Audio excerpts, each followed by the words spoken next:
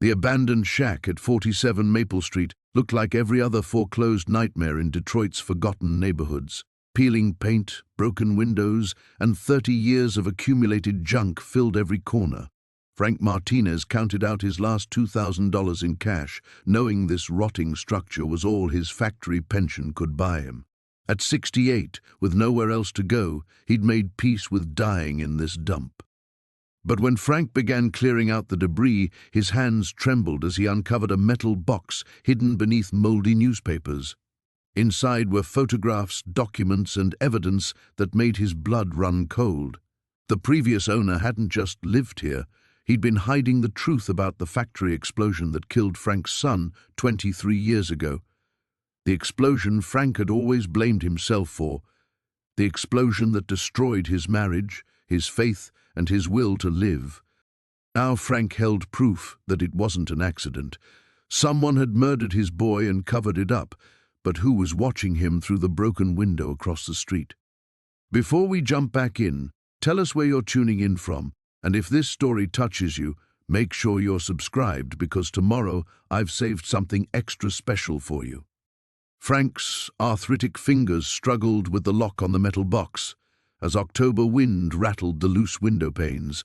24 hours ago, his biggest worry had been whether the roof would hold through winter.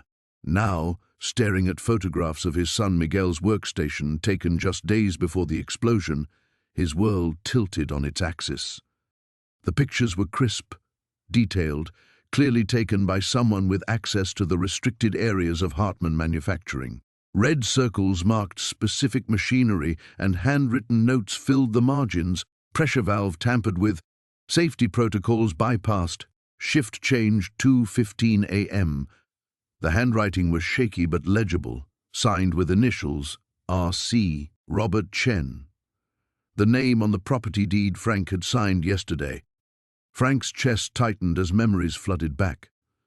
Miguel, 25 years old, working the night shift to save money for his wedding, the call at 3:47 a.m. that changed everything, the official investigation that lasted exactly 2 weeks before being quietly closed. Equipment failure, they'd said, no one at fault. But Frank had known better. As the day shift supervisor, he'd approved the maintenance schedule, he'd signed off on the safety checks.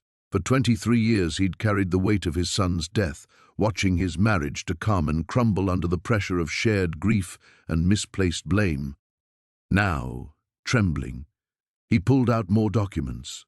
Insurance records showing massive payouts, corporate memos discussing acceptable losses and liability management, and most damning of all, a typed letter on Hartman manufacturing letterhead, dated 1 week after the explosion.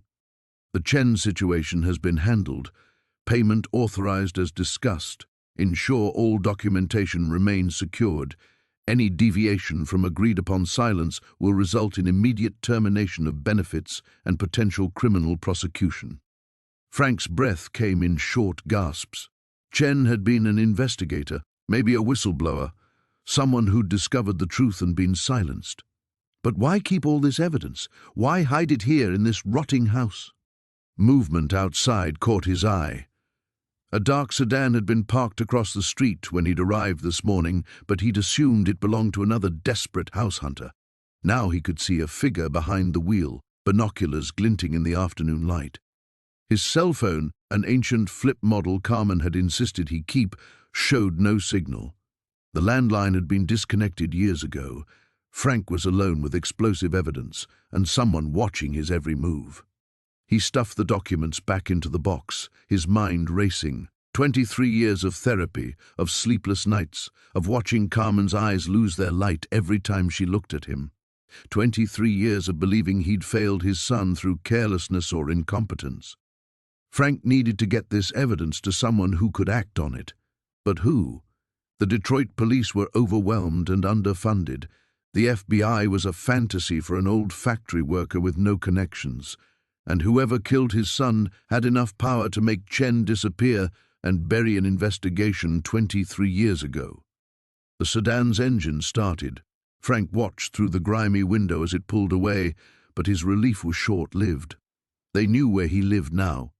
They knew he'd found something. As darkness settled over the abandoned neighborhood, Frank Martinez sat surrounded by rotting walls and 30 years of accumulated garbage, clutching a metal box that contained the truth about his son's death. For the first time in decades, the crushing weight of guilt lifted from his shoulders, replaced by something far more dangerous: purpose. He had work to do, and judging by the watchers outside, very little time to do it. The musty smell of decades-old neglect hit Frank like a physical blow as he pushed open the front door of his new home. Sunlight filtered through grimy windows, illuminating dust motes that danced in the stale air. The real estate agent had called it a fixer-upper with potential, but standing in the cramped living room with its water-stained ceiling and peeling wallpaper, Frank wondered if he'd made the biggest mistake of his life. His pension barely covered groceries and utilities, let alone rent in any decent neighborhood. This place, squeezed between a liquor store and a vacant lot in East Cleveland, had been all he could afford. The previous owner, according to the sparse paperwork, was an elderly man named Harold Brennan who died intestate. The house had sat empty for 2 years before the bank finally dumped it at auction. Frank set his single suitcase down and surveyed his new domain. The kitchen faucet dripped steadily into a rust-stained sink. Linoleum curled up at the corners, revealing rotting subflooring beneath. He'd lived in worse places during his early days on the force, but that was 40 years ago, when he still believed things would get better. The upstairs held 2 bedrooms, both small and stuffy. He chose the back one. Old habits died hard, and he preferred having an escape route that didn't involve the front door. As he unpacked his meager belongings, Frank tried not to think about the house he'd lost in the divorce, or the apartment he'd been forced to leave when his landlord doubled the rent. By evening, he'd managed to get the electricity working and had cleared enough space to set up his bed. Exhausted, he microwaved a frozen dinner and ate it standing at the kitchen counter, watching shadows lengthen across the overgrown backyard. That's when he noticed the padlock on the basement door. It was new, much newer than anything else in the house. Brass, heavy-duty, the kind used on storage units and commercial properties. Frank frowned. The real estate listing hadn't mentioned any areas being off-limits, and he'd bought the place as is with everything included. The next morning, Frank walked to the hardware store and bought bolt cutters. The padlock gave way with a satisfying snap, and the basement door swung open to reveal wooden steps descending into darkness. The light switch at the top of the stairs actually worked, flooding the basement with harsh fluorescent illumination. What he saw made him freeze halfway down the steps. The basement had been converted into something that looked like a cross between an office and a bunker. Metal filing cabinets lined one wall, each drawer labeled with dates spanning the past 30 years. A large desk dominated the center of the room, its surface covered with manila folders, photographs, and newspaper clippings. Corkboards hung on every available wall space, connected by a spider web of red string linking photos to documents to maps. Frank descended the remaining steps slowly, his cop instincts fully engaged. This wasn't the basement of a lonely old man. This was a command center, an investigation room. But investigating what? He moved to the nearest corkboard and found himself staring at a collection of school photographs, young faces, maybe 8 or 9 years old, boys and girls with gap-toothed smiles and innocent eyes. Below each photo was a newspaper clipping: local boy missing. Search continues for missing girl. Family pleads for information. Frank's blood turned cold as he read the dates. These weren't recent disappearances. They stretched back decades, with the oldest clipping yellowed and brittle, dated 1987. His hands trembled as he moved from board to board, taking in the scope of Harold Brennan's obsession. Dozens of missing children, maps with red X's marking last known locations, police reports. Somehow Brennan had gotten his hands on actual police reports. In the corner stood a tall filing cabinet with a handwritten label that made Frank's knees buckle: Martinez investigation, personal. With shaking hands, he pulled open the drawer. Inside were photocopied police reports from a case he knew by heart, because he'd lived it every day for the past 20 to 5 years. Crime scene photos he'd tried to forget, witness statements he'd taken himself, and at the very front of the file, a school photograph of a 7-year-old girl with dark hair and his own brown eyes. Sophia Martinez, his daughter, taken from their front yard on a sunny Tuesday afternoon in 1998 while he was working a double shift, the case that destroyed his marriage, derailed his career, and left him a hollow shell of a man. Frank sank into the desk chair, staring at his little girl's picture. How had Harold Brennan gotten this file? Why had he been investigating Sophia's disappearance? And what possible connection could there be between her case and all these other missing children? A manila envelope beneath Sophia's photo caught his attention. His name was written on it in careful script for Detective Martinez. When you find this room. Harold Brennan had been waiting for him. The basement felt different in daylight filtering through the grimy windows. Frank descended the creaking stairs with a flashlight in one hand and a crowbar in the other, determined to understand what Harold Brennan had been hiding down here. The musty air carried that same metallic scent, stronger now, mixed with something else he couldn't identify. He'd spent the night researching Harold Brennan online, finding precious little. An obituary mentioning no surviving family, a few property records, no social media presence, no news articles, nothing that suggested the man had made any impression on the world. Yet someone had been watching this house. The wall where he'd found the loose brick looked innocent enough in the morning light. Frank worked the crowbar into the gap, prying away chunks of old mortar. More bricks came loose, revealing a cavity that had been deliberately created. His flashlight beam illuminated something wrapped in oilcloth. Frank's hands trembled as he pulled out the package. Inside were dozens of photographs, all black and white, all dated from the late 1980s and early 1990s. His breath caught as he recognized the locations. Abandoned warehouses, shipping containers, places he remembered from his years working organized crime cases in Chicago. But these weren't police surveillance photos. The angles were wrong, too intimate, too knowing. Someone had been documenting meetings, handoffs, conversations between men Frank recognized as mid-level players in the Torino crime family, men he'd spent years trying to build cases against. In one photo, Vincent Torino himself stood beside a shipping container, gesturing toward something out of frame. Frank remembered Vincent, smooth, untouchable, always one step ahead of law enforcement. The man had vanished in 1993, just as Frank's task force was closing in on him. Another photo showed money changing hands, another captured faces Frank hadn't seen in 30 years, some of them men who'd died violently, others who'd simply disappeared. But it was the last photograph that made Frank's blood run cold. A warehouse Frank knew well, too well. The same warehouse where his partner Eddie Castellanos had been found dead in 1992, supposedly the victim of a drug deal gone wrong. The official story never sat right with Frank, but internal affairs had shut down his questions, transferred him to a different division, made it clear that pursuing the matter would end his career. In this photo, Eddie was very much alive, standing with 3 men Frank didn't recognize. The timestamp showed it was taken 2 days before Eddie's death. Frank studied the image with a magnifying glass he'd found in Harold's kitchen drawer. Eddie looked nervous, glancing over his shoulder as if he knew he was being watched. But who had taken these pictures, and how had Harold Brennan ended up with them? Frank searched the cavity more thoroughly, finding a manila envelope filled with documents, credit card receipts, travel records, even what appeared to be surveillance logs written in careful handwriting, all of it connected to the same time period, the same cases Frank had worked. One document made him sit down hard on Harold's basement floor, a police report he'd never seen before, filed but apparently never investigated. Eddie Castellanos had requested a meeting with Internal Affairs 3 days before his death. He'd claimed to have evidence of corruption within the organized crime task force, evidence that someone was feeding information to the Torino family. Frank's vision blurred.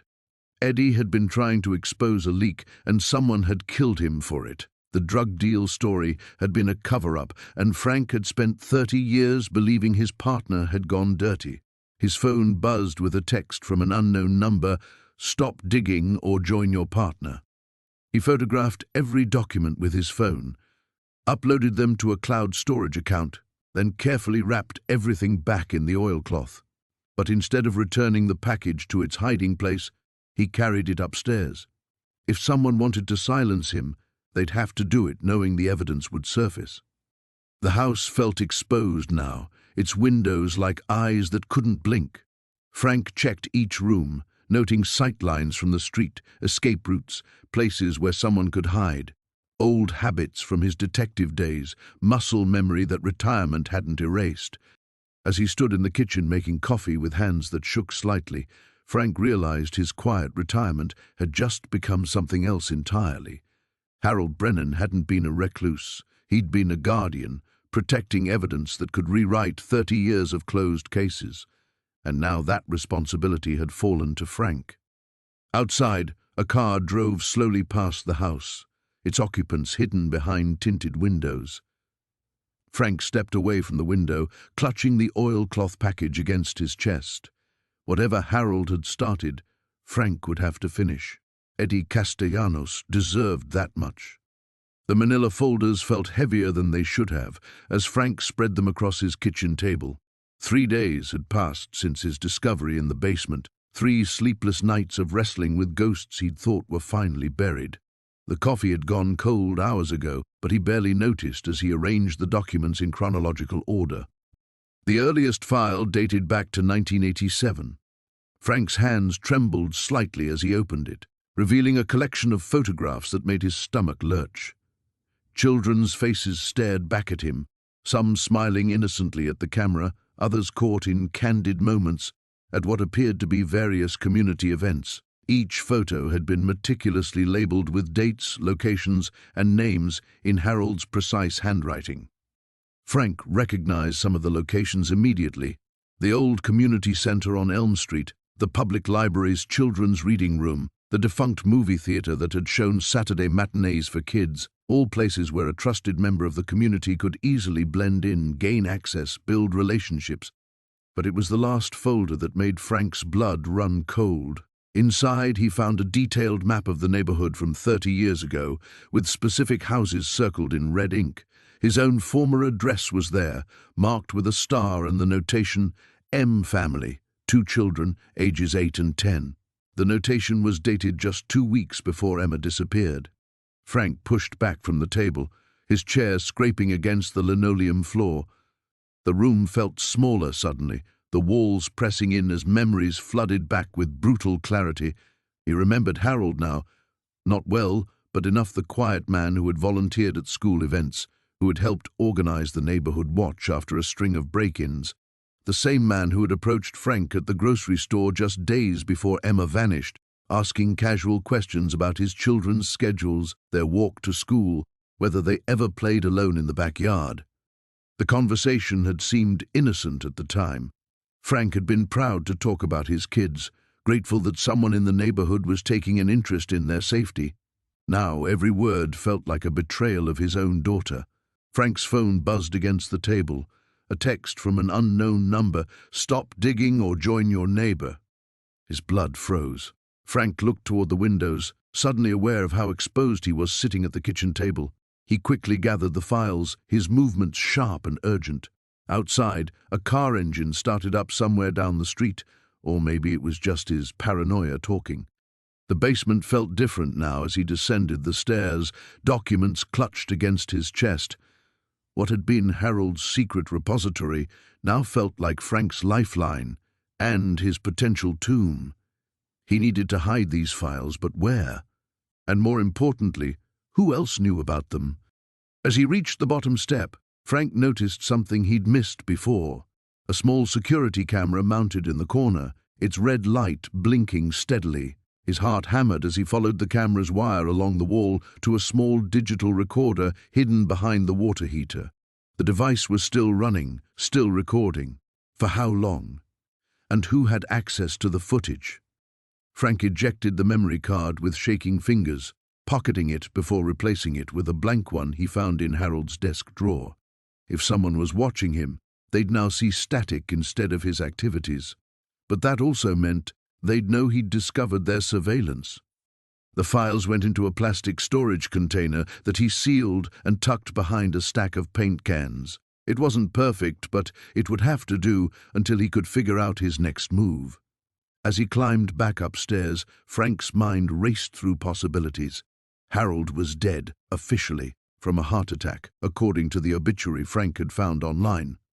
But given the circumstances, that seemed awfully convenient. Back in the kitchen, Frank pulled out his old police contacts from his phone. Most were retired or dead, but Detective Sarah Chen had always been thorough, always willing to look at cold cases. If anyone would listen to him, it would be her. The phone rang twice before her familiar voice answered. Chen. Sarah, it's Frank Martinez. I need to meet with you. Tonight, if possible. A pause. Frank? Jesus, it's been years. What's going on? Frank glanced toward the window, catching sight of a dark sedan parked across the street that he was certain hadn't been there an hour ago. I think I found something connected to Emma's case. Something big. Another pause, longer this time. Frank, you know I can't officially... This isn't about official. This is about the truth. Frank's voice hardened. Someone's been watching me, Sarah, and I think they killed the previous owner of my house to keep him quiet. The line went silent except for the sound of Sarah's breathing. Finally, Denny's on Route 9. 1 hour. Come alone, and Frank, watch your back. The line went dead, leaving Frank staring at his reflection in the darkened window, wondering if he'd just signed his own death warrant. The manila folder felt heavier than it should have as Frank carried it to his kitchen table. His hands trembled slightly, whether from age, adrenaline, or the whiskey he'd been nursing he couldn't say. The house creaked around him, settling into the cold November night like an old man's bones. He spread the contents across the scarred wooden surface.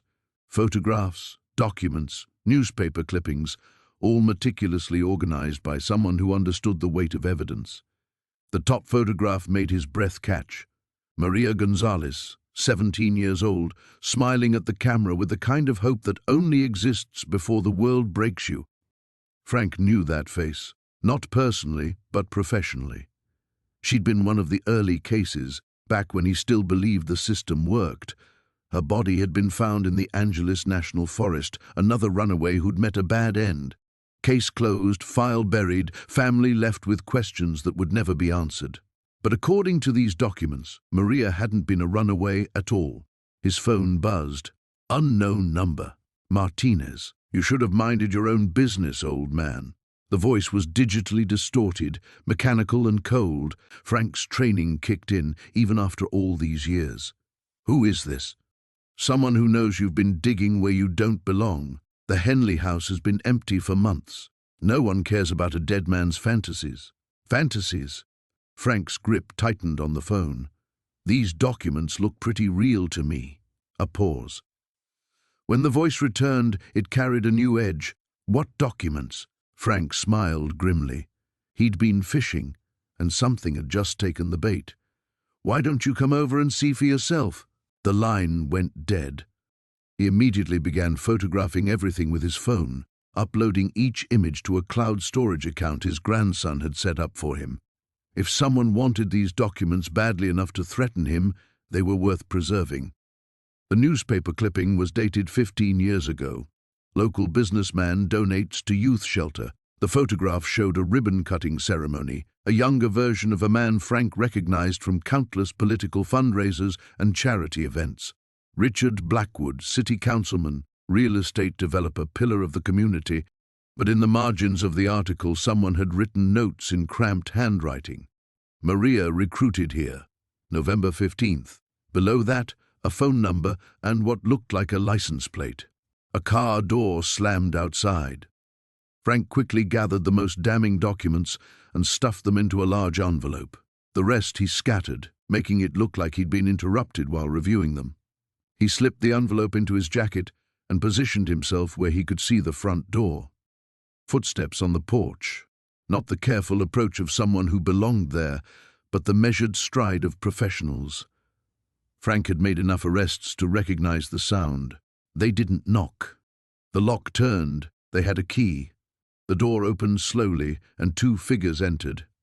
The first was tall and lean, moving with the fluid grace of someone comfortable with violence. The second was broader, older, scanning the room with practiced eyes that lingered too long on Frank. Mr. Martinez. The tall one spoke without the electronic distortion. His voice was cultured, educated, with just a hint of an accent Frank couldn't place. I apologize for the late hour, but we need to discuss your recent activities. Breaking and entering is still illegal, last I checked. Technically, this is our property now. The estate sale was expedited after Mr. Henley's unfortunate passing. The man gestured to his companion, who began collecting the scattered documents. We're simply reclaiming what belongs to us. Frank watched them work, noting the efficiency with which they moved. These weren't common criminals or local muscle. They were organized, professional, and that made them infinitely more dangerous. Seems like a lot of trouble for some old paperwork. Mr. Henley had an active imagination. We're simply preventing the spread of his creative writing. The tall man paused, studying Frank with cold blue eyes. We understand you were a police detective. Surely you can appreciate the need to contain potentially inflammatory material. Inflammatory to who? The man smiled, but it never reached his eyes. To the families of those poor girls who might be given false hope. Closure is important, don't you think? Girls, plural. Frank's stomach clenched as he realized the scope of what Henley had uncovered. Maria Gonzalez wasn't an isolated case. She was part of something much larger. Now, the man continued, we need to discuss what other materials you might have found. Frank met his gaze steadily. This is everything. I certainly hope so, Mr. Martinez, for your sake. The manila envelope felt heavier than it should have as Frank carried it to his kitchen table. His hands trembled slightly, whether from age, exhaustion, or anticipation, he couldn't tell. The coffee maker gurgled in the background, filling the silence that had become his constant companion since retirement. He'd spent the previous night going through Harold Kemper's belongings more systematically, finding nothing else of significance, just the detritus of a lonely man's life.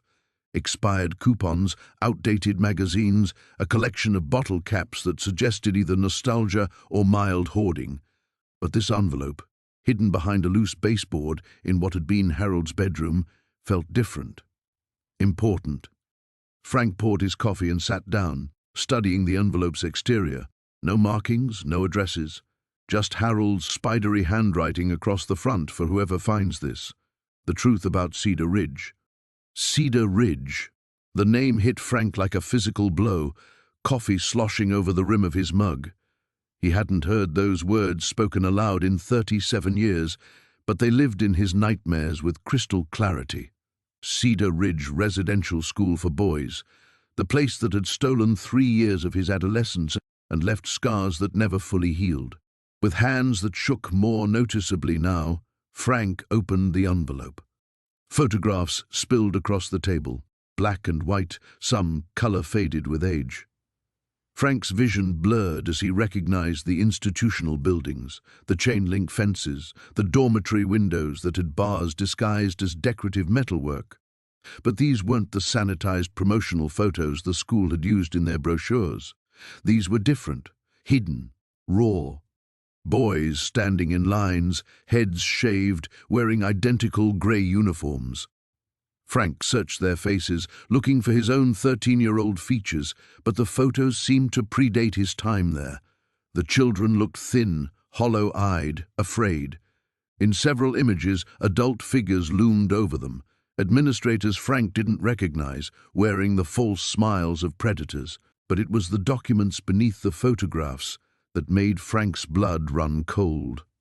Medical records, incident reports, financial transactions, all bearing the letterhead of Cedar Ridge, dated from 1963 to 1987, a span that included Frank's imprisonment there from 1985 to 1988.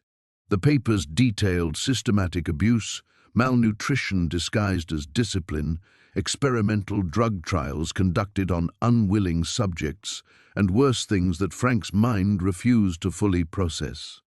One name appeared repeatedly throughout the documents: Dr. Marcus Brennan, chief administrator. Frank remembered him, a tall, angular man with pale eyes who had spoken at orientation about reforming wayward youth through rigorous discipline and medical intervention. The documents revealed what that intervention actually entailed. Frank found his own name on a medical chart dated October 15, 1985, just 2 months after his arrival. The clinical language couldn't disguise what it described. Subject 127 Martinez F. shows resistance to pharmaceutical compliance.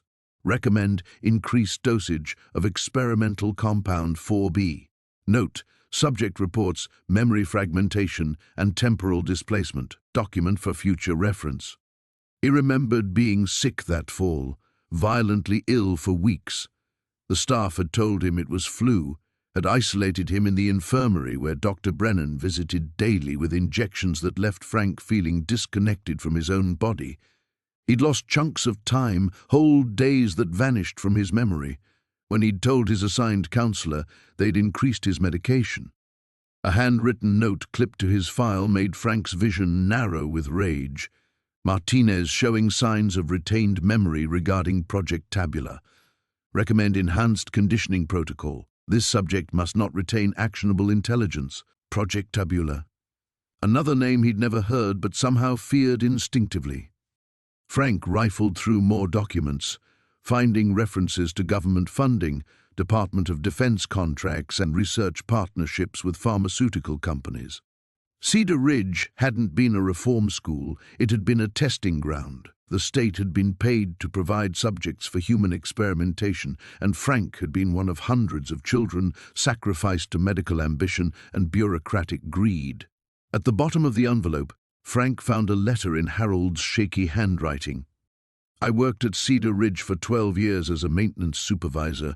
I saw things, heard things. I was too much of a coward to stop it while it was happening, but I kept evidence. They closed the school suddenly in 1988 after someone started asking questions, destroyed most of the records, paid off the staff to keep quiet. They gave me $5,000 and a promise that something bad would happen to my family if I ever talked. I never talked, but I kept these documents. I guess I thought someday someone would need to know the truth. Dr. Brennan is still alive. He lives in Hillcrest now, goes by his middle name, Marcus Stein, rich, respected. He's on the hospital board, donates to children's charities. Nobody knows what he really is. If you're reading this, I'm probably dead. Maybe they finally decided I was too much of a risk. Maybe my conscience finally killed me. Either way, do what I couldn't. Tell the truth. Frank sat in the growing darkness of his kitchen, surrounded by evidence of horrors he'd survived, but never understood. The gaps in his memory suddenly made terrible sense. The manila envelope felt heavier than it should have as Frank drove through the pre-dawn darkness toward Elena Vasquez's address. Sleep had been impossible after discovering the photographs, his mind cycling through fragments of memory that refused to coalesce into anything coherent. The image of his father's face, younger and somehow different, haunted him. Elena's apartment complex, squatted like a concrete fortress in East LA, all chain link and security cameras. Frank climbed 3 flights of exterior stairs, his knees protesting each step. The woman who answered his knock looked like she'd aged a decade since their last meeting 2 days ago. "You found something," she said, studying his face. It wasn't a question. Frank held up the envelope. "We need to talk." Her living room was spartanly furnished but immaculate, dominated by a shrine to her dead son. Candles, photographs, and religious medals arranged on a small table. Elena poured coffee with hands that trembled slightly, then settled across from him. "Show me," she said. Frank spread the photographs on her coffee table like tarot cards, revealing an unwelcome future. Elena's intake of breath was sharp when she saw the group shot with his father. "Dios mío," she whispered, leaning forward. Her finger hovered over Miguel's face. "Your father knew Miguel?" "Apparently. This was taken at the construction site where Miguel died." Frank's voice sounded strange to his own ears. "I need to know what Miguel told you about that day." Elena's eyes filled with tears, but her voice remained steady. "He was scared. For weeks before the accident, he was scared. He said they were cutting corners, using bad materials. When he complained, they told him to keep quiet or lose his job." "Who told him that?" "The foreman, a man named Peterson. But Miguel said there were others, men in suits who came to the site sometimes, important men." She picked up one of the photographs, studying the faces. Miguel tried to document everything. He took pictures when he could. Frank felt his pulse quicken. "What happened to those pictures?" "The police said they never found any camera among his belongings, but Miguel had one, a little Kodak he saved up for. He was so proud of that camera." Elena's voice broke slightly. "After he died, I went to his room. Everything was gone. Someone had cleaned it out. Did you report it?" Elena laughed bitterly. "To who? The same police who said Miguel's death was an accident? The same ones who wouldn't listen when I told them about the safety violations?" She stood and walked to the shrine, touching one of the photographs. "Miguel was careful, Mr. Martinez. He'd worked construction for 8 years without incident. He didn't just fall." Frank studied the group photograph again, focusing on his father's expression. Roberto Martinez stood slightly apart from the others, his face serious, almost troubled. It was an expression Frank remembered from his childhood, the look his father wore when something was weighing on his conscience. "Tell me about Peterson," Frank said. "Dead. Heart attack. Maybe 5 years after Miguel died. But I remember Miguel saying Peterson was just following orders. The real decisions came from higher up." Elena returned to her seat, her movements careful and deliberate. "There was a company, Meridian Development. They were the primary contractors." The name hit Frank like a physical blow.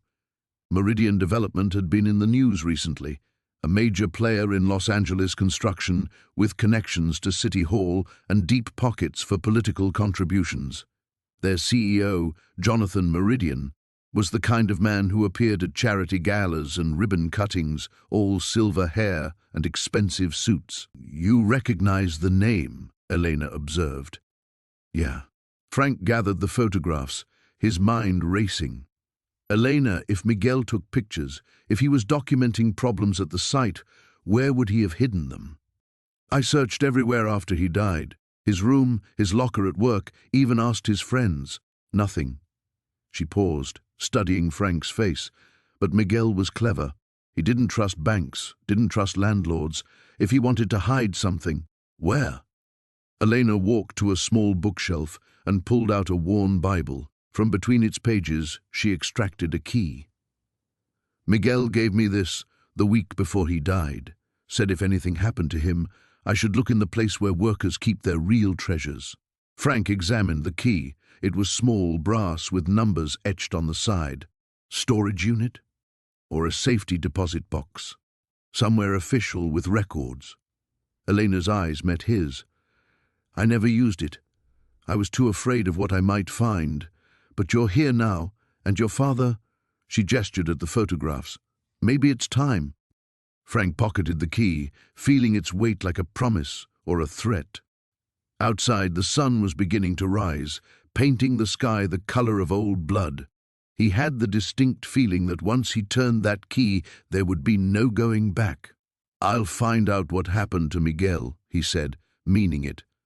Elena nodded, her face etched with 23 years of grief and hope. "Be careful, Mr. Martinez. People died to keep these secrets buried." The manila envelope felt heavier than it should have as Frank spread its contents across his kitchen table.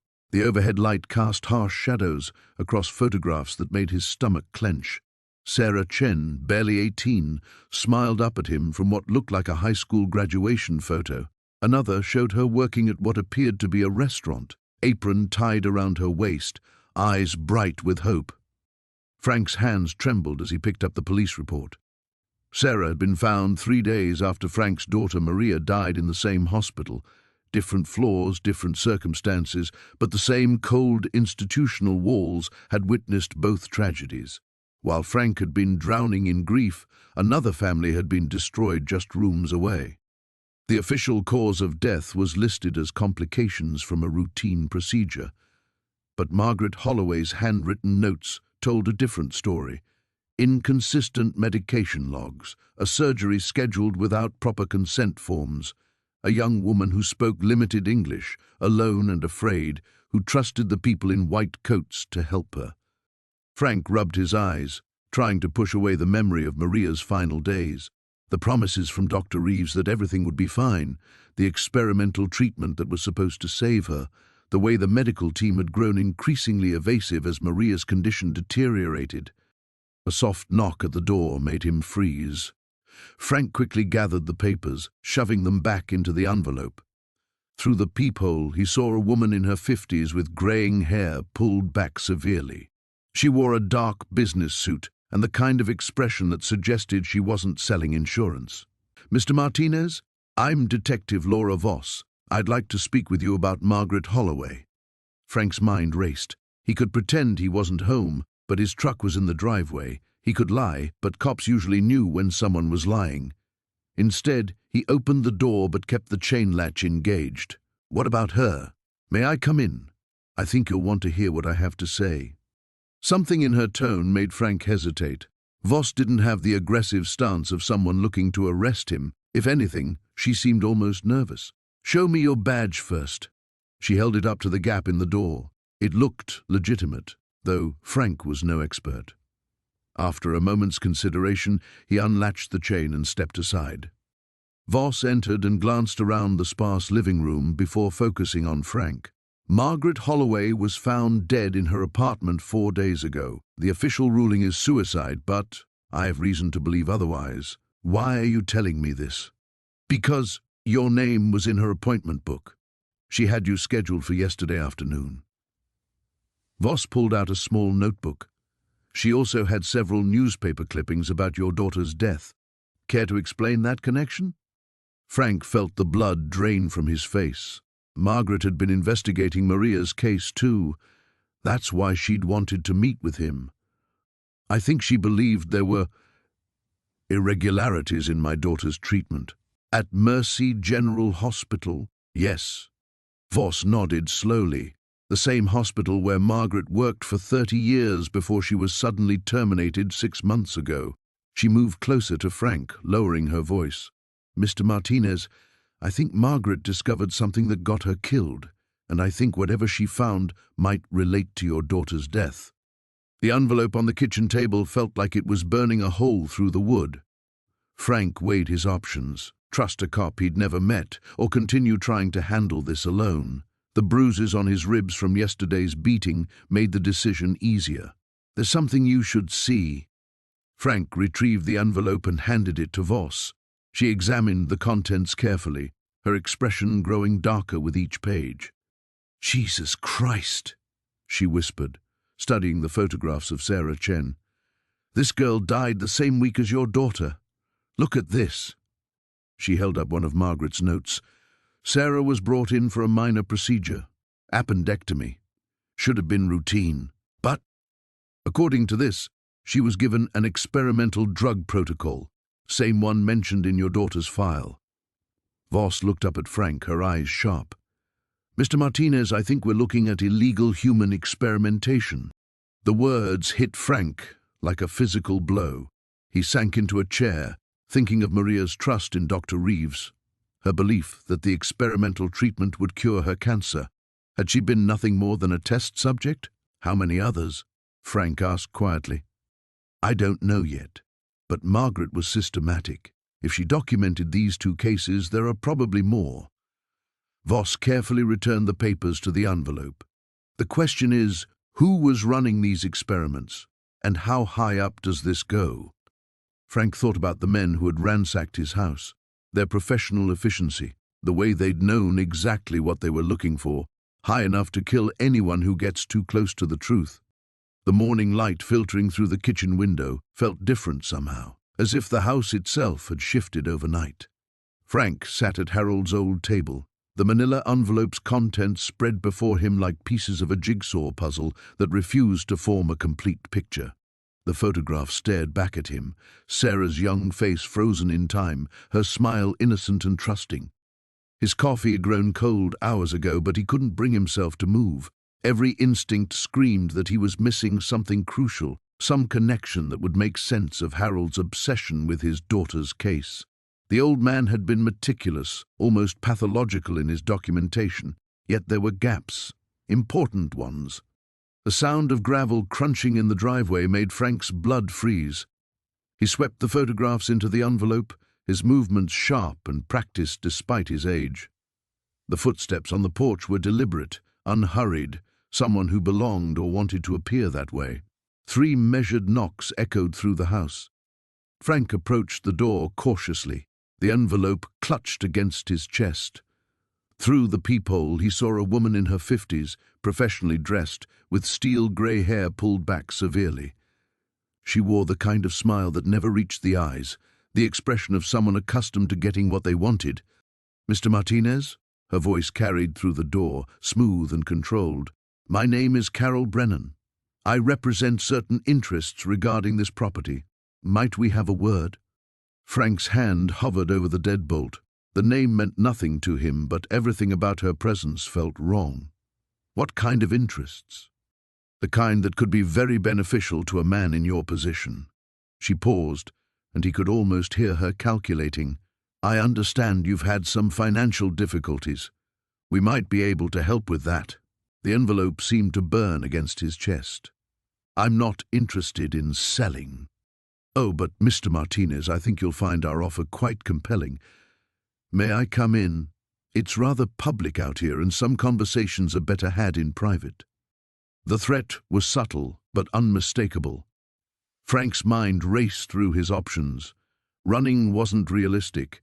He had nowhere to go and no resources to get there. But letting her in felt like inviting a snake into his home. "Give me a minute," he called out, backing away from the door. He moved quickly through the house, muscle memory from his detective days kicking in. The envelope went into the space behind Harold's loose floorboard, covered by the throw rug. His service weapon, stored legally in the bedroom closet, found its way to the small of his back beneath his shirt. The familiar weight was both comforting and terrifying. When he opened the door, Carol Brennan's smile had sharpened. "Thank you for your courtesy, Mr. Martinez. Such a lovely home Harold kept, wasn't it?" She moved past him without invitation, her eyes scanning the room with practiced efficiency. Frank noticed how her gaze lingered on the desk where he'd been working, taking inventory of what might be visible. "I didn't know you were acquainted with Harold," Frank said, keeping his voice neutral. "Oh, we had our dealings over the years. Harold was dedicated to his research, sometimes to an unhealthy degree." She settled into Harold's favorite chair as if she owned it. "Grief can make people see conspiracies where none exist, don't you think? Depends on whether the conspiracy is real." Her laugh was like ice cracking, spoken like a true detective. "Yes, I know about your background, Frank. May I call you Frank? 28 years with the LAPD. Impressive record, right up until that unfortunate incident with your daughter." The air left Frank's lungs as if he'd been punched. Sarah's name hanging unspoken between them felt like a loaded gun. "I can see I have your attention now," Carol continued, her voice taking on a gentler tone that somehow made her more frightening. "These tragedies, they follow us, don't they? Shape our entire lives around a single moment of loss. What do you want?" Harold collected things, stories, documents, photographs. Items that some people might prefer remained private. She leaned forward slightly. "We're prepared to offer you $200,000 for this property and everything in it. Cash. Immediate transfer." The sum was staggering, 10 times what he'd paid. Life-changing money. Money that could buy him real security, a decent place to live, medical care for his remaining years. "And if I refuse?" "Why would you refuse? You'd be foolish to refuse." The steel beneath her polished exterior showed for just a moment. Harold was foolish. Look where it got him. Frank felt the weight of his gun against his spine. the envelope's presence burning through the floorboards. Harold died of a heart attack. Harold died because his heart couldn't handle the stress anymore. Stress has so many sources, doesn't it? Financial pressure, legal troubles, threats to one's safety. She stood gracefully, smoothing her skirt. I'll give you 24 hours to consider our generous offer. I do hope you'll be more reasonable than your predecessor. The door closed behind her with a soft click that sounded like a coffin lid. The safe house felt more like a tomb with each passing hour. Frank paced the cramped living room while Sarah worked furiously at her laptop, the glow from the screen casting harsh shadows across her face. Detective Morrison had left them with a single burner phone and strict instructions to stay put until he could arrange protective custody. I can't just sit here, Frank muttered, checking the window blinds for the dozenth time. Every minute we wait, they're covering their tracks. Sarah looked up from her screen. The encryption on these files is military grade. If I rush this and corrupt the data, we lose everything. Her fingers flew across the keyboard, but I think I'm close to something big. The burner phone buzzed. Morrison's voice was tense when Frank answered. We have a problem. Senator Whitmore just called a press conference for tomorrow morning. My sources say he's planning to announce some kind of infrastructure initiative. If he's moving this fast, it means he knows we're onto him. Frank's blood ran cold. What about the protection you promised? I'm trying, but I need more than we have. The brass won't authorize protective custody based on 40-year-old documents and speculation. I need something concrete that ties Whitmore to current criminal activity. The line went dead. Frank stared at the phone, feeling the walls closing in. Frank, you need to see this. Sarah's voice was barely a whisper. He crossed to a laptop where a decrypted document filled the screen. It was a bank transfer record dated just 6 months ago. The amount made Frank's head spin. $50 million wired from a Cayman Islands account to Whitmore's campaign fund. That's not the shocking part, Sarah said, scrolling down. Look at the source account. The account holder's name hit Frank like a physical blow. Martinez Holdings, LLC. That's impossible, Frank breathed. It's not you, Sarah said quickly. Look at the full registration. She pulled up another document. Martinez Holdings was established in 1983 by Miguel Martinez, listing him as sole proprietor. Frank's legs gave out. He collapsed into the nearest chair as the implications crashed over him. Miguel, my brother Miguel. The brother who had died in the chemical plant explosion. The brother whose death had haunted Frank for 40 years. The brother who, according to these documents, had somehow lived long enough to establish a shell company that was now funding a senator's political ambitions. Frank, I'm sorry, but there's more. Sarah's voice was gentle but insistent. The company's articles of incorporation list the business address as 247 Maple Street. Frank's house. Miguel had used Frank's house, the house Miguel had secretly bought, as the registered address for a company that didn't officially exist until after he was supposed to be dead. He survived the explosion, Frank whispered. Somehow, Miguel survived. The pieces clicked together with terrible clarity. The chemical plant explosion that had killed 2 workers and supposedly Miguel, it had been staged. The company had needed scapegoats for their illegal dumping, and Miguel had cut a deal, fake his death, disappear with compensation money, and keep quiet about what he'd seen.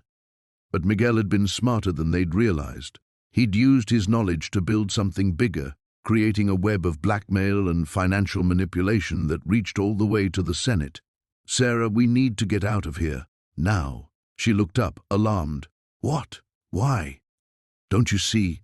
If Miguel's alive, if he's been running this operation for 40 years, then he knows we found his files. He knows we're in his house. Morrison walking us out in broad daylight, it was like sending up a flare. As if summoned by his words, the sound of car doors slamming echoed from the street outside. Frank killed the lights and peered through the blinds. 3 black SUVs had pulled up, and men in dark suits were already moving toward the building. Grab the laptop, Frank hissed. Back exit, now. They rushed through the small apartment, Sarah clutching her computer while Frank swept up the scattered documents. Behind them, they could hear heavy footsteps on the stairs and someone testing the front door handle. The back door opened onto a narrow alley filled with dumpsters and shadows. Frank led the way, his heart hammering as they crept between the buildings. They could hear shouting from the apartment above. Their pursuers had gotten inside. They reached the mouth of the alley just as Frank's phone buzzed with a text from an unknown number. "Stop running, Frankie. We need to talk. You look just like Dad did at your age. M." Frank's hands shook as he showed Sarah the message. 40 years of grief, guilt, and unanswered questions crystallized into a single, terrifying truth. His brother was alive. His brother was the enemy, and his brother had been watching him all along. The abandoned warehouse on the outskirts of town looked like every other derelict building Frank had seen in his 40 years of police work.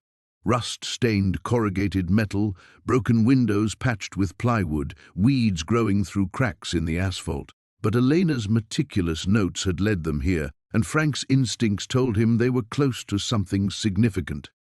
"You sure about this?" Detective Sarah Chen asked, adjusting her bulletproof vest as they approached the building.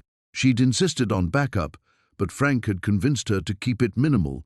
2 patrol units positioned at the perimeter, ready to move in if needed. "Elena wouldn't have hidden those documents without reason," Frank replied, checking his service weapon one final time. The familiar weight felt strange in his arthritic hands. 6 months into retirement, and here he was, armed and walking into potential danger. She knew someone was coming for her. The side door Elena had marked on her hand-drawn map hung slightly ajar. Frank exchanged glances with Sarah before pushing it open with his foot. The hinges shrieked in protest, echoing through the cavernous space beyond. Inside, shafts of dusty sunlight filtered through grimy skylights, illuminating rows of empty shipping containers. The air smelled of motor oil and something else, something organic and unpleasant that made Frank's stomach clench. "Jesus," Sarah whispered, covering her nose with her sleeve. "What is that smell?"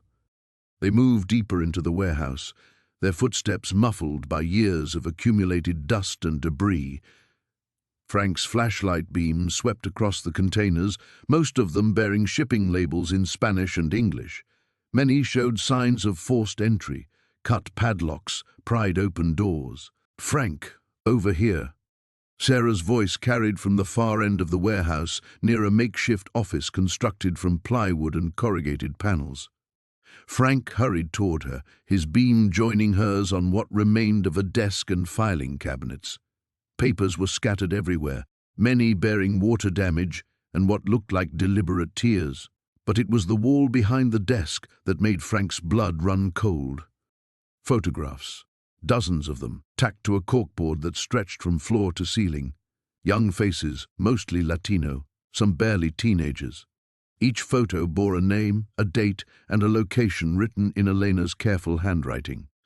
Red string connected various photos, creating a web of relationships that told a story Frank was only beginning to understand. "Oh my God," Sarah breathed. "How many are there?"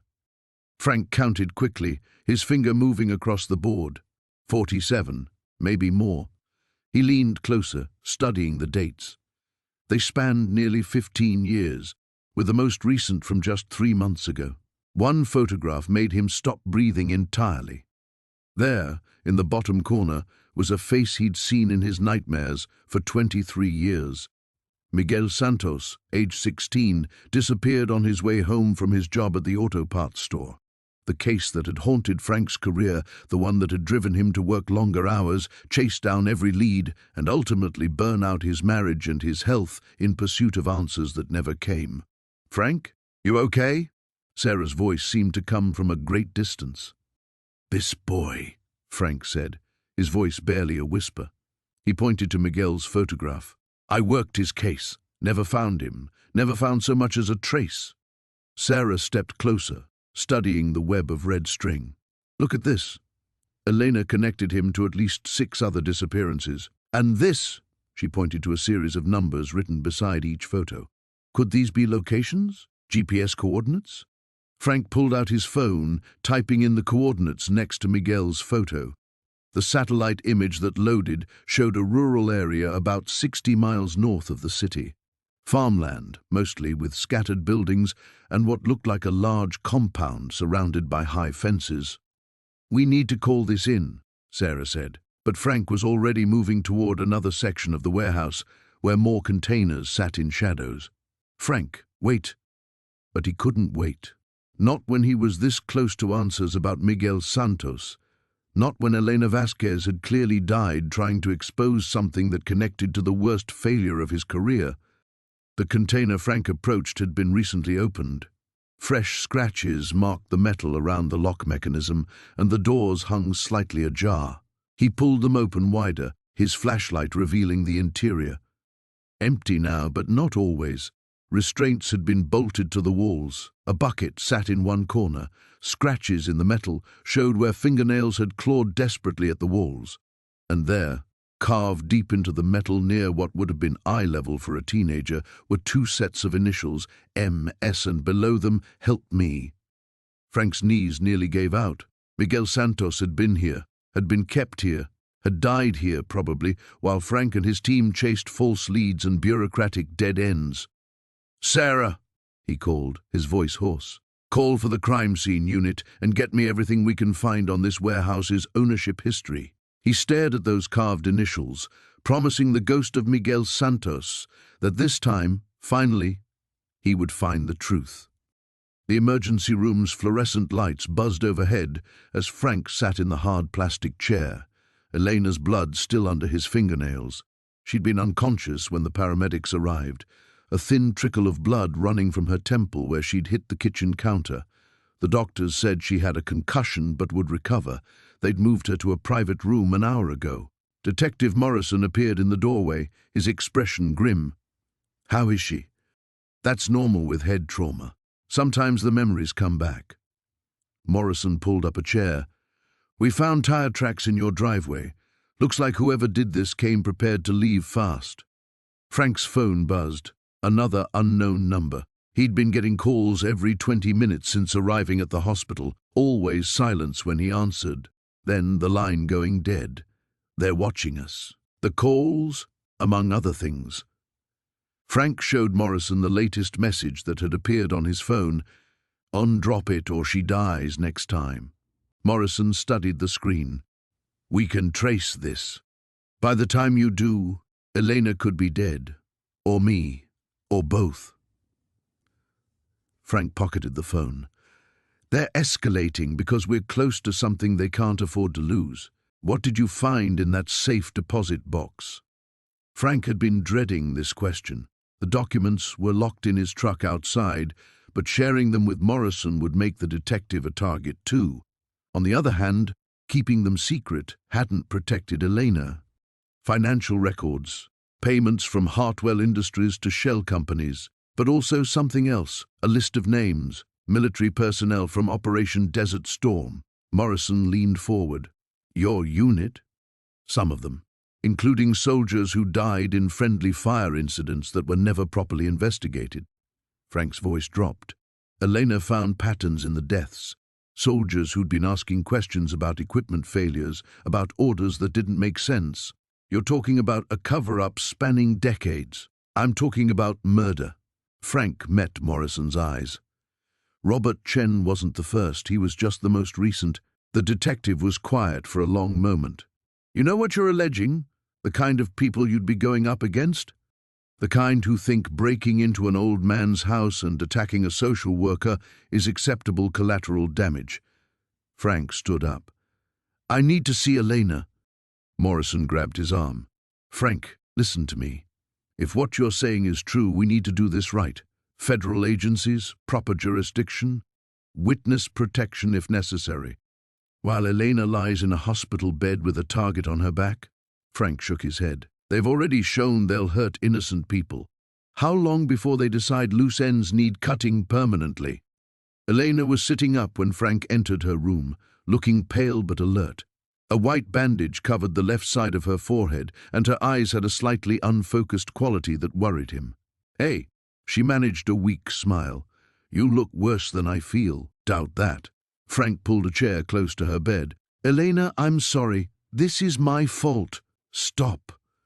Her voice was firmer than he expected. I chose to help you.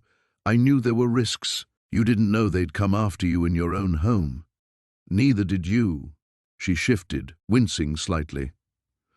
The doctor said I can leave tomorrow if my scans look good. What's our next move? Frank stared at her. Our next move is getting you somewhere safe while I figure this out. Absolutely not. Elena's eyes flashed with determination despite her injuries. They attacked me, Frank. They made this personal. I'm not running away. Elena? I found something else. She reached for her purse on the bedside table, moving carefully. Before they broke in, I was cross-referencing the names from Robert's files with news reports from the past 20 years. Look at this. She handed him a printed article from her purse. The headline read, Local veteran dies in apparent suicide. The photo showed a man Frank recognized from the list, Sergeant Michael Torres, who'd served 2 tours before Frank's unit was deployed. Torres called the Pentagon Inspector General's office 3 times in the month before his death, Elena said. He was asking about equipment manifest discrepancies from 1991. Frank felt the blood drain from his face. Equipment manifests? The same kind of irregularities Robert Chen was investigating. Faulty equipment that should have been recalled but somehow made it to active combat zones. Elena's voice grew stronger as she spoke. Frank, I think Robert stumbled onto something massive. A systematic pattern of defective military equipment being used despite known safety issues. The implications hit Frank like a physical blow. Equipment that killed American soldiers. And every time someone got close to exposing it, they died. Frank's phone buzzed again. This time, instead of an unknown number, he saw Detective Morrison's name on the screen. Frank, get out of there now. Hospital security just found 2 men in maintenance uniforms who don't work here. They're in the building.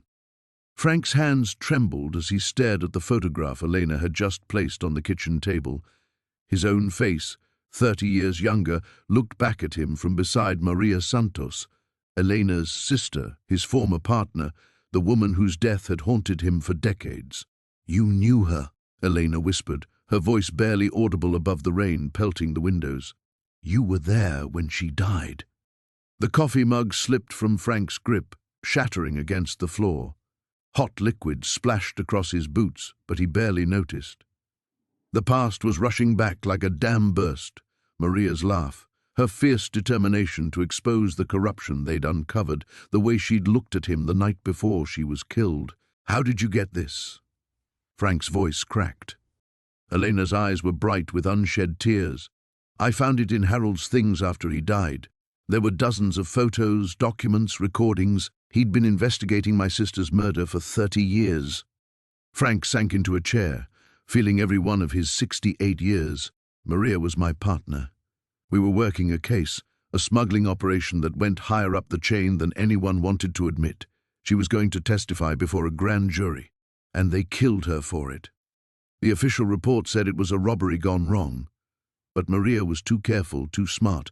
She knew they were coming for her. Frank's hands clenched into fists. I should have protected her. Elena pulled out a manila folder thick with documents. Harold spent his life collecting evidence. Look at this. She spread out police reports, financial records, photographs of men in expensive suits shaking hands in dimly lit restaurants. Frank recognized some of the faces, politicians, police commissioners, men who risen to power while good cops like Maria ended up in unmarked graves. Deputy Chief Morrison, Frank breathed, pointing to one photograph. He's the one who pulled me off the case after Maria died. Said it was too dangerous, that I was compromised emotionally. He's Police Commissioner Morrison now, Elena said, and according to Harold's notes, he's been covering up the truth ever since. Frank studied the documents, his trained eye picking out the connections Harold had painstakingly mapped. Shell companies, offshore accounts, a network of corruption that stretched from the docks to City Hall. It was everything Maria had died trying to expose, preserved by a dying man who'd never stopped believing in justice. Why didn't Harold go public with this? Elena's laugh was bitter. He tried, twice. The first time his house was broken into and most of his evidence was stolen. The second time he had a convenient accident that left him in the hospital for 3 months.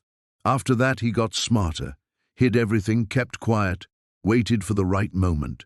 And the moment never came. Until now. Elena's voice hardened with resolve. Until you moved into his house. Frank looked up at her, seeing Maria's fierce determination reflected in her sister's eyes. You think he planned this? Selling me the house? I know he did. Harold researched you, Frank. He knew you were Maria's partner, knew you never stopped blaming yourself for her death. When he heard you were looking for a cheap property, she shrugged. He saw an opportunity for justice. The implications hit Frank like a physical blow. Harold Griswold hadn't been a paranoid hermit. He'd been a guardian of the truth, waiting for someone with the skills and motivation to finish what Maria had started. The hidden room, the security cameras, even the isolated location, it had all been part of a decades-long plan. There's more, Elena said, pulling out a sealed envelope. Harold left instructions. He knew that when the truth finally came out, they'd try to kill anyone involved. He prepared for that. Frank opened the envelope with shaking fingers. Inside was a detailed plan, safe houses, trusted contacts in the media, copies of evidence hidden in safety deposit boxes across 3 states. Harold had thought of everything. He's given us a roadmap, Frank murmured. But it's still dangerous. These people killed your sister and covered it up for 30 years. They won't hesitate to kill us too. Elena stood, her jaw set with determination. Then we'd better move fast. Before Frank could respond, his phone buzzed with a text message. Unknown number, stop digging or join your partner in the ground. Last warning. Frank showed the message to Elena, who paled but didn't flinch. How long do you think we have? Frank looked out at the storm, then at the evidence spread across the table. 30 years of patient investigation, waiting for this moment. Not long, but maybe long enough. He began gathering the documents, his mind already working through Harold's escape plan. Maria's death had haunted him for 3 decades. Now, finally, he had a chance to give her justice. The race against time had begun. The abandoned warehouse felt like stepping into a tomb. Frank's flashlight cut through the darkness, revealing rusted machinery and debris scattered across the concrete floor. Sarah moved beside him, her breathing shallow in the stale air. Marcus had insisted on coming despite his injuries, though he stayed close to the entrance as their lookout. This better not be another dead end, Sarah whispered, her voice echoing off the high ceiling. Frank studied the crude map Delacroix had drawn before they'd left him tied up in the safe house. 3 buildings down from the docks, red brick facade, loading bay on the north side. This had to be it. But the warehouse looked like it had been empty for years. Wait, Frank stopped, training his light on a section of the floor where the dust pattern seemed different. Footprints, recent ones, led toward the back wall. Someone's been here. They followed the trail to what appeared to be a solid concrete wall. Frank ran his hands along the surface until his fingers found the edge of a hidden panel. The section swung inward on silent hinges, revealing a narrow corridor beyond. Jesus, Sarah breathed. How deep does this go? The corridor stretched further than their lights could reach, lined with more concrete and smelling of damp earth. As they moved forward, Frank noticed the construction was newer than the warehouse above. Professional work, reinforced walls, ventilation systems. This wasn't some hastily built hiding place. The corridor opened into a series of connected rooms, each one making Frank's stomach clench tighter. Banks of filing cabinets lined the walls. Computer workstations sat beneath dust covers. And everywhere, photographs, hundreds of them, covering every available surface. Sarah gasped, her flashlight revealing the contents of the nearest wall. Children's faces stared back at them, school photos mixed with surveillance shots taken from a distance. Names and dates were written in neat handwriting beneath each image. "Frank," Sarah's voice cracked. "Look at this." She was standing before a larger section of wall, where the photos were arranged in what looked like family trees. Lines connected images, showing relationships, tracking movements over years. Frank approached slowly, his heart hammering as he recognized the methodical precision of it all. Then he saw it. His own face, much younger, in his police uniform.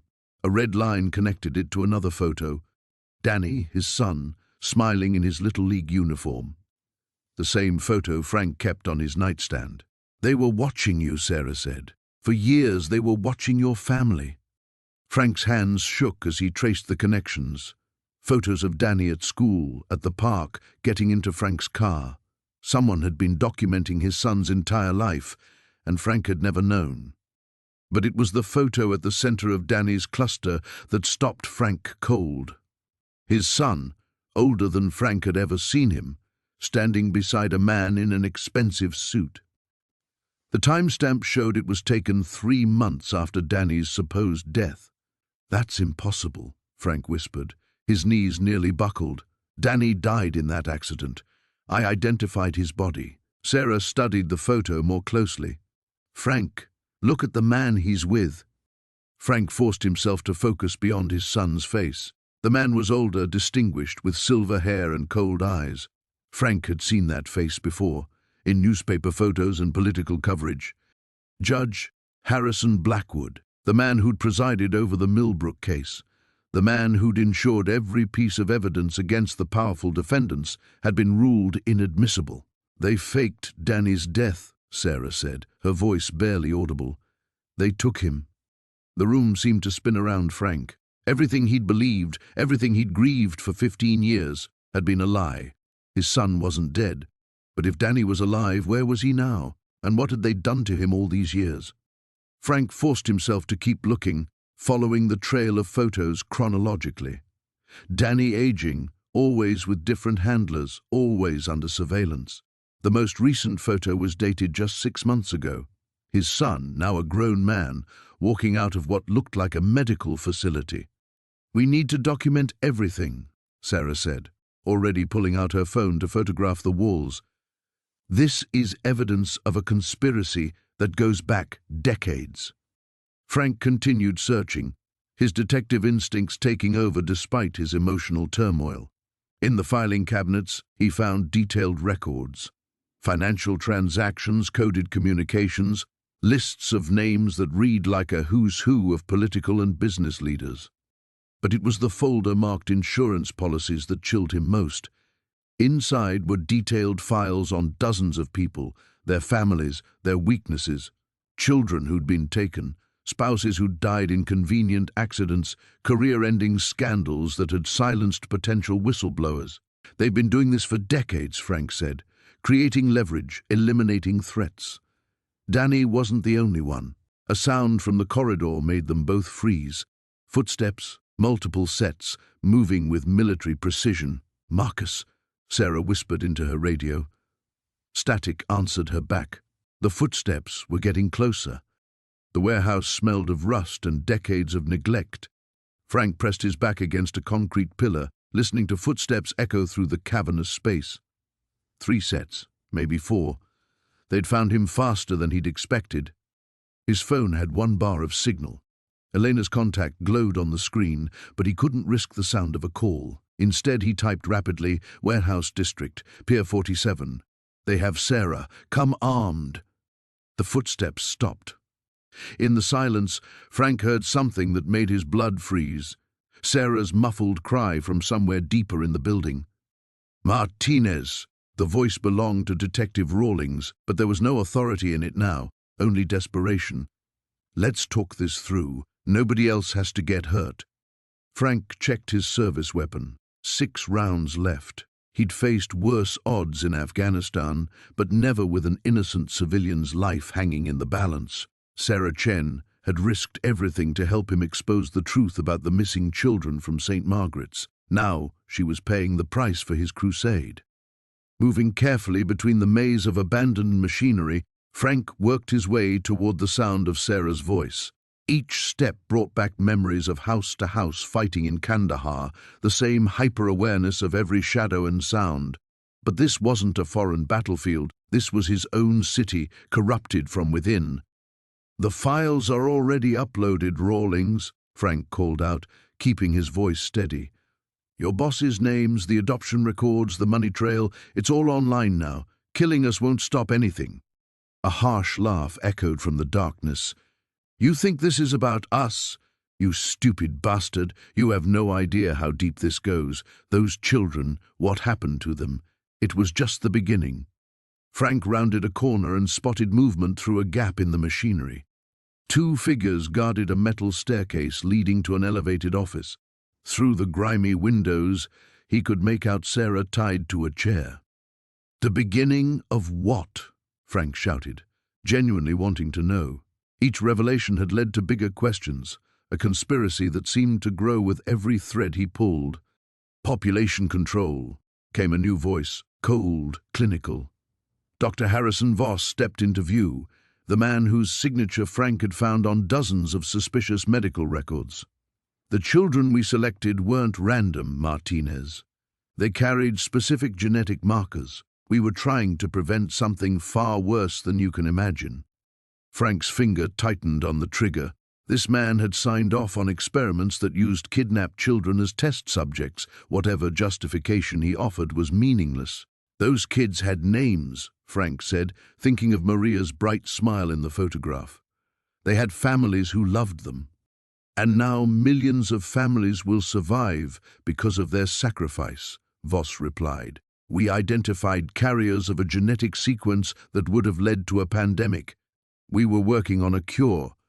Through the scope of his pistol, Frank could see the fanatical gleam in the doctor's eyes. True believers were always the most dangerous enemies. They could justify anything in service of their cause. A sound behind him made Frank spin around. Elena emerged from the shadows, her own weapon drawn. She'd made better time than he'd hoped. Behind her, Frank caught a glimpse of movement, backup, hopefully the kind that answered to Elena rather than to whatever puppet masters controlled Rawlings. "SWAT's moving into position," Elena whispered. "We need to keep them talking until—" The crack of gunfire cut her off. Someone had spotted the incoming tactical team. Shouts erupted throughout the warehouse as the standoff collapsed into chaos. Frank sprinted toward the staircase. Sarah's safety was the only thing that mattered now. Behind him, Elena's voice rang out over the gunfire, coordinating the assault with professional precision. He took the metal stairs 3 at a time, his boots ringing against the grating. At the top, he kicked open the office door to find Sarah alone, her eyes wide with terror but alive. "Where's Voss?" Frank demanded as he cut her restraints. "He went out the back." Sarah gasped. "Frank, there's something else. The files we found, they weren't the real ones. This whole thing was a setup to draw out whoever was investigating them." Frank's blood went cold. "What do you mean?" "The children aren't dead," Sarah said, her voice barely a whisper. "They're still alive, and if Voss escapes, he'll move them somewhere we'll never find them." Through the office window, Frank saw a figure in a white coat climbing down a fire escape on the building's far side. Voss was getting away, and with him went any chance of finding the children who'd been missing for decades. Frank looked at Sarah, then at Elena's position below. The choice was simple but devastating: pursue Voss alone and risk losing him forever, or wait for backup and let the bastard slip away with his secrets intact. He handed Sarah his backup radio and headed for the window. The warehouse felt like a tomb in the pre-dawn darkness. Frank crouched behind a stack of rotting crates, his breathing shallow as footsteps echoed through the cavernous space. Detective Sarah Chen pressed against the wall beside him, her service weapon drawn, eyes scanning the shadows that seemed to shift and breathe in the dim light filtering through grimy windows. "3 vehicles outside," she whispered, her voice barely audible. "That means at least 6, maybe more." Frank's hand trembled as he clutched the manila envelope containing copies of every document, every photograph, every piece of evidence they'd uncovered. The original cash remained hidden in Elena's safety deposit box, but these copies represented their only bargaining chip and their death warrant if Congressman Morrison's people got hold of them. A door slammed somewhere in the building. Frank's heart hammered against his ribs as he remembered the phone call that had brought them here. Morrison's aide, claiming they wanted to negotiate, to make a deal. Frank had known it was a trap, but the alternative was worse, letting Elena's murder and the cover-up of the Riverside Elementary fire remain buried forever. "Frank! Martinez!" The voice boomed through the warehouse, amplified by the empty space. "I know you're here. Let's discuss this like civilized people." Frank recognized the voice immediately. Vincent Carrera, Morrison's chief of staff and longtime fixer. The same man who'd been a city council member 23 years ago when the fire happened. The same man who'd helped orchestrate the cover-up that cost 37 children their lives. Chen touched Frank's shoulder and pointed toward a series of loading docks at the far end of the warehouse, their escape route if they could reach it. But between them and freedom stood decades of carefully protected secrets and the men willing to kill to preserve them. "You found Elena's little treasure trove," Carrera continued, his footsteps moving closer. "I have to admit we underestimated her. We thought grief had broken her after her daughter died in that unfortunate accident. We didn't realize she'd been collecting evidence all these years." Frank's jaw clenched. Maria Santos hadn't died in an accident. She'd been murdered because she'd gotten too close to the truth about the fire, about the bribes that had allowed substandard materials to be used in the school's construction. Elena had spent decades gathering proof, and it had cost her everything. A beam of light swept across the crates above Frank's head. Flashlights, searching methodically. Chen motioned for him to follow her as she began moving toward the loading docks, using the stacked cargo as cover. Each step felt like an eternity, the old wooden floor creaking beneath their feet. "The congressman wants you to know this doesn't have to end badly," Carrera called out. "You're a reasonable man, Frank. You understand how the world works. Some truths are too dangerous to see daylight. Too many important people would be hurt." Frank thought of the photographs Elena had collected, Morrison shaking hands with the construction company executives, documents showing the safety inspections that had been falsified, records of the payments that had changed hands, all of it leading to that terrible February morning when the school's emergency exits had been blocked by improperly installed equipment, trapping the children when the electrical fire started. They reached the end of the cargo maze. 30 feet of open space stretched between them and the loading dock. Chen examined the electronic lock on the overhead door, her face grim. "I need 2 minutes," she whispered. "We don't have 2 minutes," Frank replied as flashlight beams converged on their position. The warehouse erupted in chaos. Gunshots rang out, splintering wood and sending fragments flying. Frank threw himself behind an old forklift as Chen returned fire, her muzzle flashes illuminating her determined face. The tactical advantage belonged to Carrera's men. They had numbers, position, and nothing to lose. Frank's phone buzzed. A text message from an unknown number, loading dock 3. "Move now." He grabbed Chen's arm and pointed. Without hesitation, she laid down, covering fire as they sprinted across the open space. The door at loading dock 3 suddenly rolled upward, revealing 2 FBI agents with assault rifles. "This way!" Agent Williams shouted. As they dove through the opening, Frank heard Carrera's voice raised in fury behind them. "Find them! Find those documents!" The agents hustled them toward waiting vehicles as dawn broke over the city. Frank clutched the envelope tighter, knowing their ordeal was far from over. Morrison still had power, still had resources, still had everything to lose. But for the first time since this nightmare began, Frank felt something he'd almost forgotten: hope. Elena's evidence would finally see the light of day. The children of Riverside Elementary would finally have justice. And maybe, just maybe, Frank could finally forgive himself for surviving when they hadn't. The warehouse reeked of motor oil and decades of decay. Frank pressed his back against a rusted shipping container, his breathing shallow as footsteps echoed through the cavernous space. 3 men had followed him here, Sullivan's cleanup crew, no doubt sent to tie up the loose end he'd become. His phone buzzed softly. A text from Detective Rivera. Got your package. Moving on Blackwood Industries now. Stay hidden. Frank had managed to upload everything to the cloud before they'd found him at the motel. Margaret Chen's files, the pharmaceutical records, the connections between Blackwood Industries and the tainted vaccine batch that had killed his daughter Sophia 23 years ago. All of it was now in the hands of someone who could act on it. Martinez! Sullivan's voice boomed across the warehouse. You're only making this harder on yourself. We just want to talk. Frank almost laughed at the absurdity. The man who'd orchestrated a cover-up that had killed dozens of children wanted to talk. He clutched the backup drive in his pocket, his insurance policy. A shadow moved between the containers to his left. Frank held his breath, counting the seconds the man was getting closer, his footsteps deliberate and careful.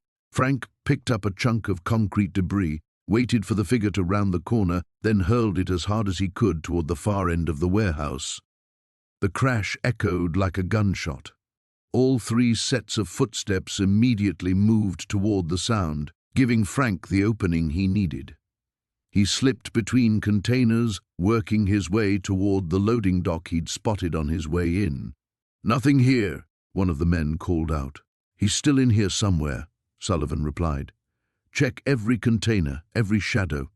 Frank's heart hammered as he reached the loading area. The bay doors were chained shut, but there was a smaller exit door beside them. He tested the handle, locked, but the frame looked old and rotted. He threw his shoulder against it once, twice. On the 3rd impact, the wood splintered, and the door gave way. There, someone shouted behind him. Frank burst into the grey afternoon light, immediately scanning for cover. An alley stretched between abandoned buildings, offering multiple escape routes. He chose left and ran, his 67-year-old legs protesting with every step. Behind him, the warehouse door slammed open. Don't let him reach the street. Frank ducked between 2 dumpsters as a gunshot cracked through the air. The bullet sparked off metal somewhere above his head. These weren't men who planned to have a conversation. He fumbled for his phone, speed-dialing Rivera while staying low. The call went straight to voicemail. She was probably already in the middle of executing search warrants, but he needed immediate backup. Another shot. Closer this time. Frank broke from cover and sprinted toward the mouth of the alley. A black SUV screeched around the corner, blocking his path. 2 more men jumped out, assault rifles in hand. He was trapped. End of the line, Martinez, Sullivan called out, approaching from behind with his team. You've caused enough trouble. Frank raised his hands but kept the backup drive hidden in his palm. You're too late, Sullivan. It's already over. The police have everything. Maybe. But you're the only witness who can testify to what you found in that house, what Margaret Chen told you before she died. Sullivan's smile was cold. Funny how witnesses sometimes have accidents before they can reach a courtroom. Margaret documented everything. The pharmaceutical trials, the cover-up, how Blackwood Industries knew the vaccine batch was contaminated and distributed it anyway because the recall would have cost too much. Frank's voice grew stronger. She knew you killed her husband when he tried to go public. Robert Chen was an idealist who couldn't understand the bigger picture, Sullivan said. Sometimes sacrifices have to be made for the greater good. The greater good? Frank's rage finally boiled over. You murdered children. My daughter died because you were worried about profit margins. Your daughter died because sometimes science has acceptable losses. We saved millions of lives with that vaccine program. The sound of sirens began to wail in the distance, growing louder. Sullivan's expression darkened. Kill him, now. The men raised their weapons, but Frank was already moving. He dove behind the SUV as gunfire erupted around him, bullets shattering windows and punching through metal. The sirens were getting closer. Rivera had gotten his location somehow. A police helicopter appeared overhead, its spotlight cutting through the grey sky. This is LAPD, drop your weapons. Frank heard running footsteps as Sullivan's men scattered. He stayed low until uniformed officers flooded the alley, shouting commands and securing the scene. When he finally stood up, Detective Rivera was walking toward him, her expression grim but relieved. "Is it over?" Frank asked. "Sullivan's in custody. We got Blackwood Industries' CEO about an hour ago." She paused. "But Frank, there's something else you need to know about what we found in those files." The courthouse steps felt like concrete judgment beneath Frank's worn boots as he climbed toward the heavy oak doors. 3 weeks had passed since the warehouse explosion, 3 weeks of depositions, testimony, and watching powerful men in expensive suits try to explain away decades of corruption. Today would end it all. Sarah walked beside him, her arm linked through his elbow. The burns on her hands had healed, leaving only faint scars that she claimed made her look more distinguished. Frank thought they made her look like a survivor, which she was. They both were. "Ready for this?" she asked, squeezing his arm. Frank adjusted the manila folder tucked under his other arm, copies of everything Martinez had hidden, everything they'd fought to preserve. As ready as anyone can be to watch their past get dissected in public. The courtroom was packed. Frank recognized faces from the investigation, FBI agents, journalists, families of other victims who'd emerged once the story broke.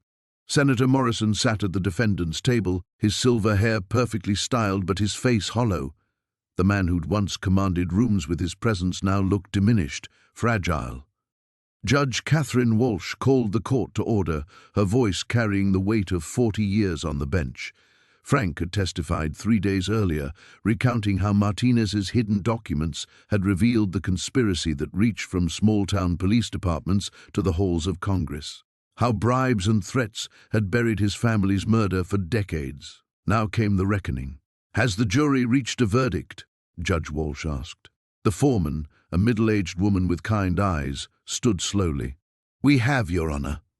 Frank felt Sarah's grip tighten on his arm. His heart hammered against his ribs as memories crashed over him. Maria's laugh, little Sophia asking him to read her a bedtime story, Carlos showing him a drawing from school, all the moments stolen from him, all the years spent wondering why justice never came. On the charge of conspiracy to commit murder in the first degree, how do you find? Guilty. The word hit Frank like a physical blow. Not pain, but release. A pressure he'd carried for so long he'd forgotten what it felt like to breathe without it. Around him, the courtroom erupted in murmurs and movement, but he remained still, letting the moment wash over him. On the charge of racketeering, guilty. On the charge of obstruction of justice, guilty. Each verdict felt like another weight lifting from Frank's shoulders. Morrison's shoulders sagged with each pronouncement, his carefully constructed world crumbling in real time. The man who'd orchestrated the cover-up, who'd taken money to bury the truth about Maria and the children, finally faced consequences. After the judge dismissed the court, Frank found himself standing in the hallway, surrounded by reporters and well-wishers. Sarah fielded most of the questions while he tried to process what had just happened. Justice.